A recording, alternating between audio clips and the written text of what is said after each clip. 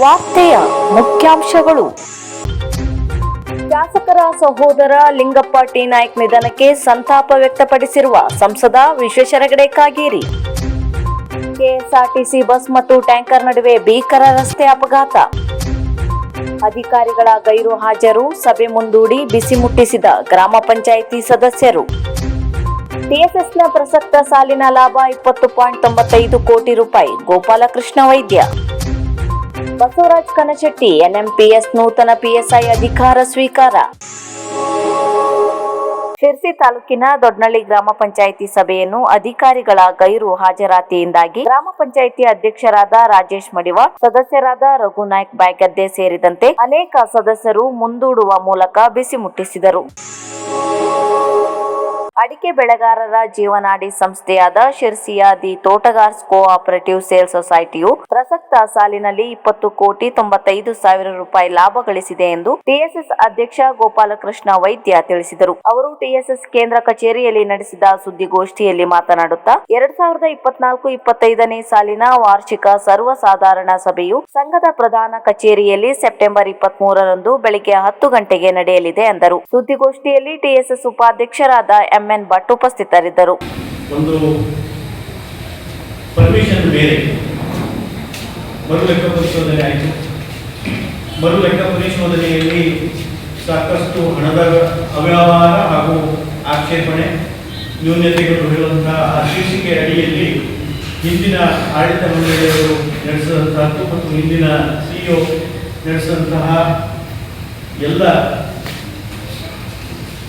ಹಣ ದುರುಪಯೋಗ ಹಾಗೂ ಅವ್ಯವಹಾರದಿಂದ 123 ಕೋಟಿ ಆಗುವಷ್ಟು ನಮಗೆ ಹಾನಿಯನ್ನು ಅನುಭವಿಸುವಂಗೆ ಆಗಿದೆ.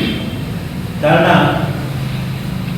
3 ಜನರಿಗೆ 113 ಕೋಟಿಯಷ್ಟು ಸಾಲವನ್ನು ಬೇಕಾಗಿ ಸಾಲವನ್ನು ವಿತರಣೆ ಮಾಡಿದ್ರಿಂದ ನಾವು ಹಾನಿ ಅಂತ ಹೇಳಿ ಅನುಭವಿಸುವಂತಹ ಒಂದು ಪ್ರಸಂಗ ಉಂಟಾಯಿತು. ಕಳೆದ ವರ್ಷ ನಮಗೆ 8 ಕೋಟಿಯಷ್ಟು ಲಾಭ ಇತ್ತು. ಕೆಲವೊಂದು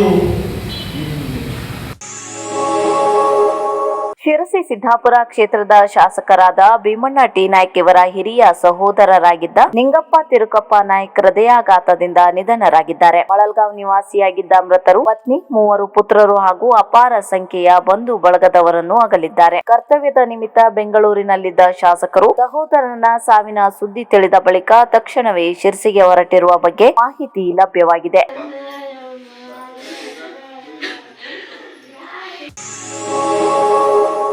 ಅಂಕೋಲಾ ಬಳಿ ನಡೆದ ಭೀಕರ ರಸ್ತೆ ಅಪಘಾತದಲ್ಲಿ ಟ್ಯಾಂಕರ್ ಚಾಲಕ ಮತ್ತು ಬಸ್ನಲ್ಲಿದ್ದ ಓರ್ವ ಪ್ರಯಾಣಿಕ ಸ್ಥಳದಲ್ಲಿಯೇ ಮೃತಪಟ್ಟರೆ, ಬಸ್ ಚಾಲಕ ಸೇರಿ 5 ಪ್ರಯಾಣಿಕರು ಗಂಭೀರವಾಗಿ ಗಾಯಗೊಂಡಿದ್ದಾರೆ. ಗಾಯಗೊಂಡವರನ್ನು ಅಂಕೋಲಾದ ಸರ್ಕಾರಿ ಆಸ್ಪತ್ರೆಗೆ ದಾಖಲಿಸಿರುವ ಬಗ್ಗೆ ಮಾಹಿತಿ ಲಭ್ಯವಾಗಿದೆ.